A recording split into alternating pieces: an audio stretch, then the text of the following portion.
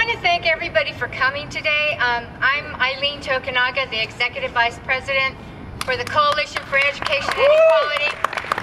And we wanted to go ahead and have this rally put together, not just necessarily from one particular ethnic group, but for an inclusive ethnicity, demographically, geographically, for all of us to fight for one thing, and that is access to the university system. It needs to be an open policy. It needs to be a policy that is done in a transparent way. It cannot have 3 different conflicting simulation studies and then tell us that the third one miraculously is race neutral. They need to go back. They need to go ahead and find a different way of making a diverse ethnic group. Right now, the Asians are 40% of the entire student body at the UC system. The first simulation study went ahead and decreased the Asian population by 24%. Well, their feeling was, well, there's a lot of Asians already in the UC system. We asked for, our colleagues in the Bay Area asked for the UCs to go ahead and conduct another study. That study was devastating. There's a severe adverse impact on every single underrepresented group, every single immigrant who's coming over, recently immigrated, and that of the poor. The system is a public university paid by taxpayer dollars and needs to be accessible to anybody who makes the eligibility requirements.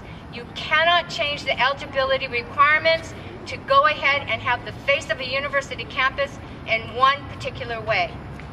So the ball is at the top of the hill.